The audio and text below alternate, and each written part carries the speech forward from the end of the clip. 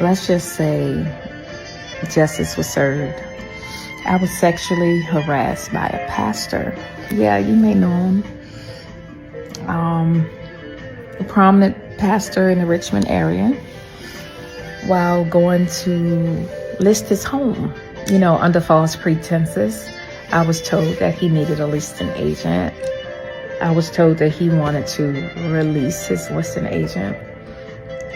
All of that was false. Anyhow, no means no. Sexual assault is real. No one has the right to put their hand on you, hug you, kiss you, touch you, or nothing. Ladies, we have to stand up for each other. I went to do my job. I went to list the house. I didn't ask for that. Anybody that know me know that I am. He grabbed me and tried to kiss me. I pushed back. He stated that I didn't know who he was. He was Dr. Terrell Brown. No one says no to him. He's around 6'4". I guess I'm 5 feet. It caught me off guard and it set me back.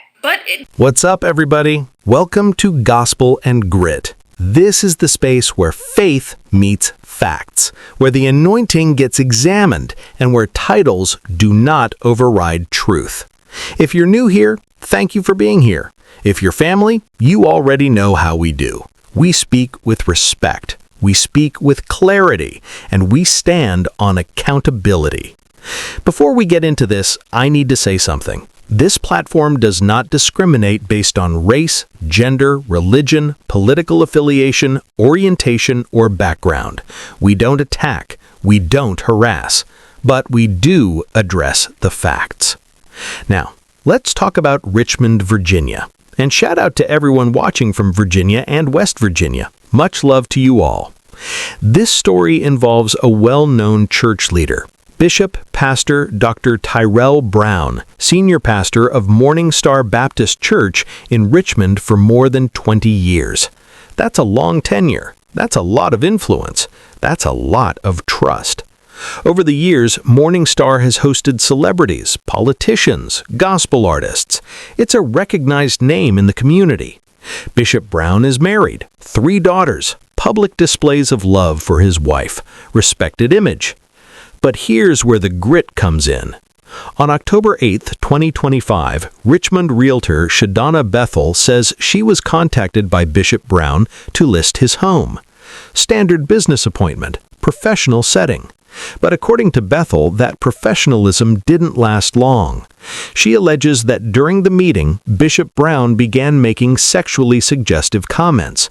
She says he grabbed her. She says he requested inappropriate favors.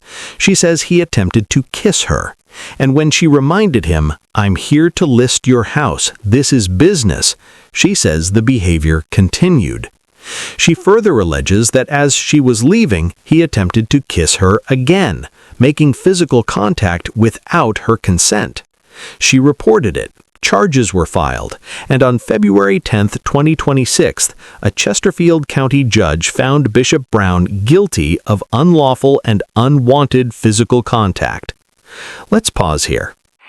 A Richmond pastor has been found guilty after a woman accused him of grabbing her and trying to kiss her without her consent. Tonight, the woman at the center of this case is sharing her story. It was uncalled for and unwarranted. Richmond realtor Shadonna Bethel recalling the disturbing interaction with a Richmond pastor that's left her shaken. On October 8th of last year, Bethel says she was contacted by Tyrell Brown, pastor of Morning Star Baptist Church, to list his Chesterfield home.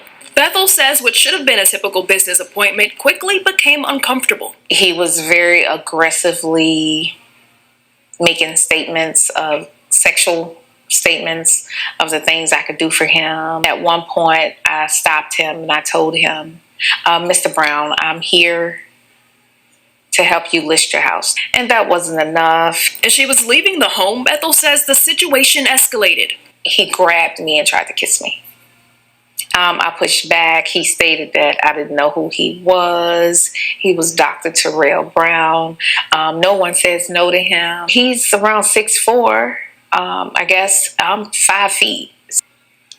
it caught me off guard and it set me back. But it didn't end there. Bethel says she tried to remain calm as she walked to her car when Brown attempted to kiss her a second time. He reached to come grab me again, and I turned my head, and his lips hit my cheek, which in court, that was a thing. On the lips, on the cheeks, it doesn't matter. I didn't ask for it either way. Brown was charged, which under state law includes unlawful and unwanted physical contact. He was found guilty on February 10th. I feel like some justice was served, at least him having to have made some type of accountability. We reached out to Brown and his attorney for comment, but have not received a response. Thanks for calling Morning Baptist Church, 3509 the Northfield Turnpike, where our bishop is Dr. Tyrell O. Brown. We also contacted the church and left a message, but did not hear back. I feel like maybe he has held this from his congregation, and I feel like it's my duty to make sure everyone knows about him and his character.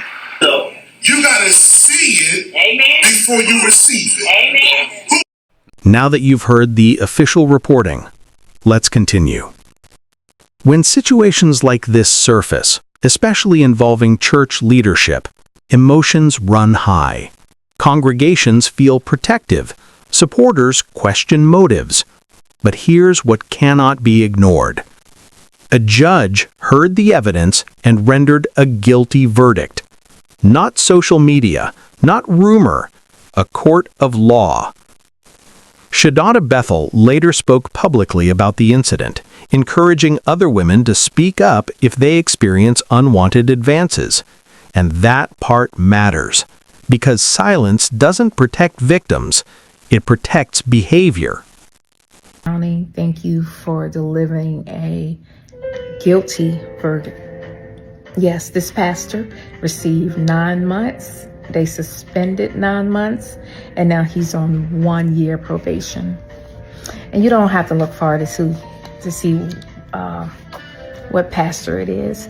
But ladies, watch yourself. If someone touches you and you don't want it, watch your children. Pastors can't even be trusted. So, yeah, that's my 2 cents. Bye. Now let's talk plainly. Attraction is not permission. Interest is not consent. Power does not equal access. If someone says no, that is the end of the conversation.